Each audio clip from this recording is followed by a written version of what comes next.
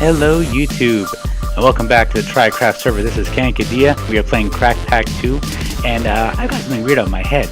Well, no, it's not actually that weird. What I do have is something weird above my head, though. I have a big reactor. And this is not like previously, my little big reactor. This is an actual 5x5 big reactor. I've got liquid cryotheum in there. I was able to manufacture a little bit of that thanks to my little friend over here. This is Eddie's cool friend. This is not actually one of the snow golems that he spawned in my base, but it's a reasonable facsimile. This, for those of you who don't know, is actually a vanilla mechanic for making infinite snow. You trap a snow golem in a 2x1, and you take a shovel right in the corner, infinite snowballs. So I use that in order to infuse with some redstone and make the liquid cryotheum. This thing can handle currently about 1 stack of uranium ingots at a full fuel source. I've got about half a stack in here now. I've clocked it. I think it produces something like 3 kilo RF per tick, which is pretty impressive. But this is actually not what I want. I don't actually want it for power. What I want it for is steam. I want to be able to use this thing, this coolant port. Unfortunately, I just found out in order to make that, I have to make a turbine, which I knew. But some of the ingredients in order to make a big reactor turbine are turbine glass, which is not hard because you have to make a bunch of turbine housing, which requires cyanide, which I do have from all the processing I've been doing in Little Big Reactor in the mining age. However, it also requires for the controller some plutonium ingots, which I believe you get from processing cyanide in a reactor. So I had to have this thing run for a while, and I don't want to waste the power, so I had to figure out some kind of an external battery, because this thing only has about 5 million RF capacity, I think. No, it's actually got like 10 million or billion. How many zeros is that? That is 100 million RF battery. It's actually not too bad, but I'll still run through that pretty quickly, so I'll have to figure out some way of making an external battery to store the power. But this is actually not what I wanted to show you, because this is kind of a work in progress. What I wanted to show you is, oh, no, wrong way. That. Yes, my friends, that is a rocket. This is a tier 1 rocket from Galacticraft. Remember from Bevo's Tech Pack. I have, in fact, been into space.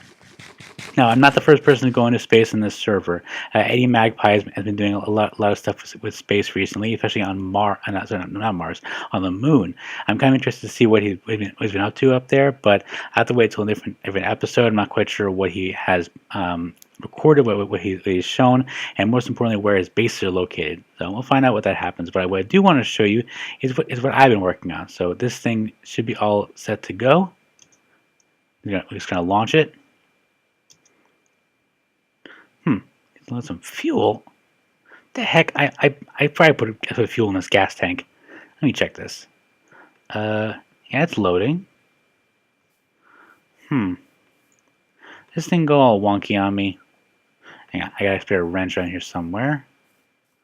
Okay, sorry about that. I just realized what the problem is. So the problem was that that energy cell that I had over here didn't have any power remaining in it, which is odd. So there you go. Now this should be working. It is loading up. So as soon as it finishes, it should stop automatically. But I believe you do have to tell this thing to stop loading. You check here. Fuel. There we go. Once this gets to 100%, I think it should stop by itself. If it doesn't, I'm going to be annoyed. Okay, 100%. Exit. Leave out of there. All right, there you go. So you have to tell it to stop loading. Otherwise, it will. I believe it will continuously use power. Let me check this. Yeah, that's the problem. This thing drained because even though this thing didn't have a rocket attached to it, it did automatically drain fuel. This is one of the problems with Galacticraft technology. Unless you limit the power going to it, it will run continuously. So a very important lesson in space travel, always carry a spare battery. Actually, speaking of which, let me just double check. Do I have a... Yep, okay, I do have a spare battery. So just want to make sure I had a spare battery. So once again, we are blasting off. I'm actually going to do this from inside to give you a little porthole view. So I worked For quite some time in space, more specifically in the space station. I was the first one to go into the space station, so it falls to me to get ownership over it. Try was fine with that, so what I did was I invited everybody on the server. I was able to do it without everyone else being online. Very happy about that. I wasn't sure if everyone had to be online in order for me to invite them, but I was able to do that. Ooh, watch this. Love this. I love this graphic. Look at it. At my base, 3 islands. You can actually see right above the harbor is Eddie Magpie's little zombie invasion boat that he left there. I kind of like that thing. Eventually, I might. Well, actually, I think fire spread is set off on the server. Otherwise, I would probably set it on fire. But well. So I have been working a fair amount in space on a space station, and I did do it in creative mode because what I built is pretty much the same as what I did in the last server at BOS Tech Pack. I made what I'm now calling TryCraft 1. Overworld. Zoom in. Those of you who don't know, this is how you get to the space station. You go to the overworld. You go to this catalog, overworld. Zoom in. Click on the satellite, which has owner Cancadia, station TryCraft 1, and everybody has permission to get in there. So then you hit launch,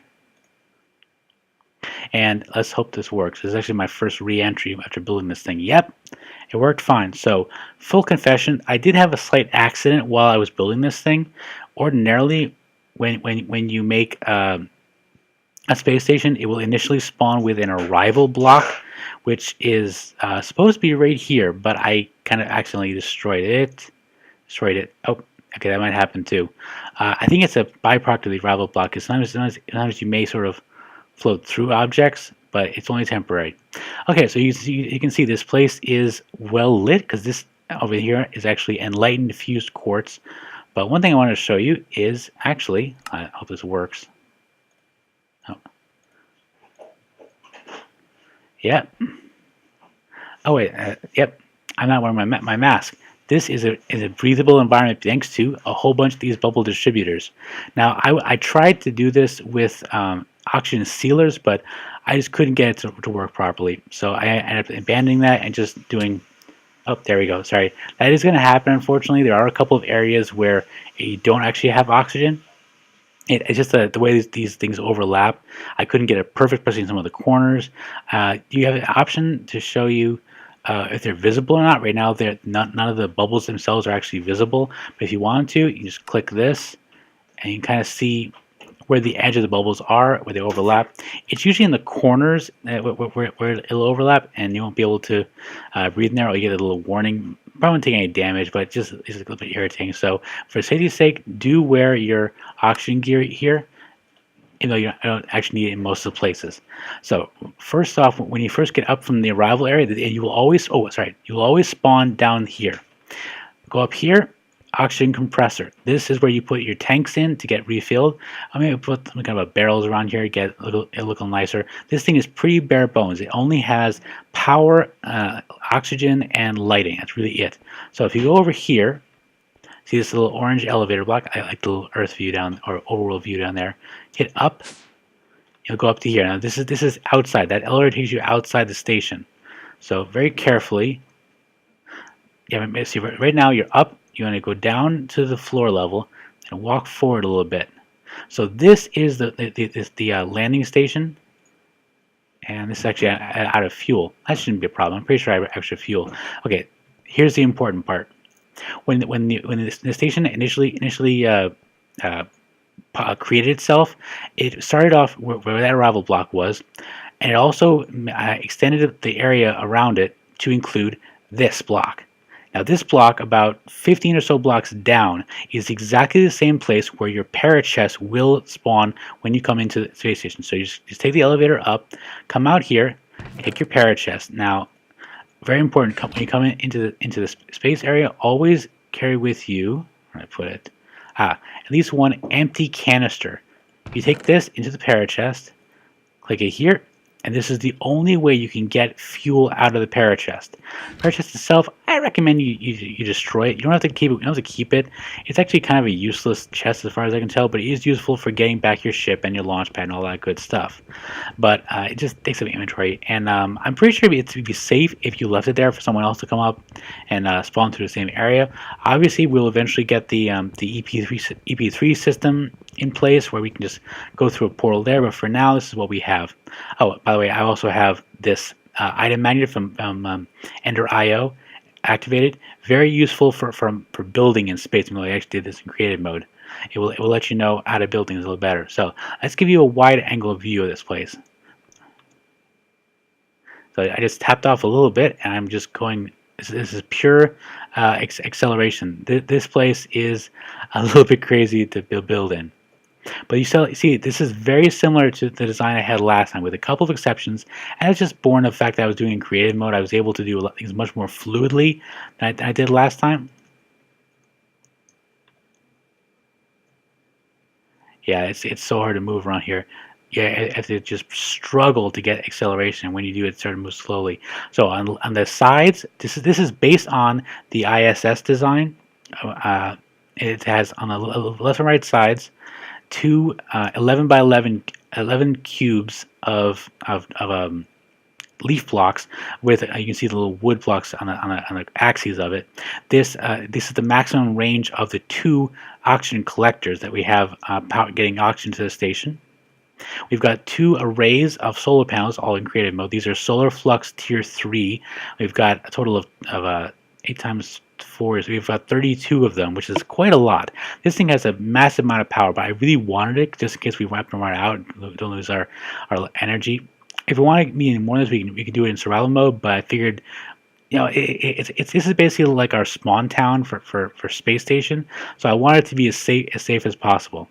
So in the middle here we've got this railing. This is sky block. It's got the power goes there. It's got the oxygen coming in this way, and they connect. This took me a little bit of finagling. They connect into these capacitors along the main module. The capacitors connect via these heavy aluminum wire Galacticraft through heavy aluminum wire, again, Galacticraft sealable. They go into other capacitors on the other side of this, on the inside. So we have to go Ender IO to Galacticraft and back into Ender IO in order to get power through here without having to use Tesseracts, which we could use, but we might use Tesseracts in the future for different frequencies, so I figured I might as well just use what we have available. We have two oxygen storage modules here and here. Those are going to be useful just in case we do lose power. We'll have a fair supply of oxygen to take care of that.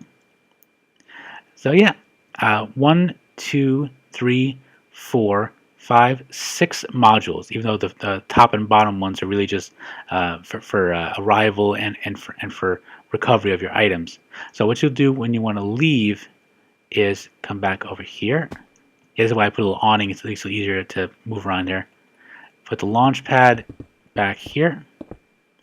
Take your rocket, drop it back this way, and this energy cell is going to stay here. It's got plenty of power. Always carry a spare if at all possible, but fortunately we've got capacitors everywhere. So all you have to do, if this thing's out of power, take this over to one of the capacitors, and you can just put it inside the GUI to get swim to get back power. You'll be able to load fuel back into your rocket. If you run out of fuel, however, at the moment you're kind of screwed because you don't have a spare fuel supply here. We should eventually do that, but at the moment you're going to have a friend help you. And Eddie, this is a tip for you especially. The Ender pouch is your friend, or more specifically, it's the way your friends can put stuff into your Ender chest to help you escape from the planet, from the space station, or anywhere if you happen to be in quite a jam. So going back downstairs. Eventually, I want to do cool stuff with here, just like storage options, and I thought about maybe doing an AE system eventually, but we'll see. It might be easier just to keep it as is, maybe make it more modular. But you can see it's pretty regular design. I got the portholes every once in a while here. Very basic. I didn't want to like embellish a lot. I wanted a very simple design, so sort of a base of operations for the rest of our builds.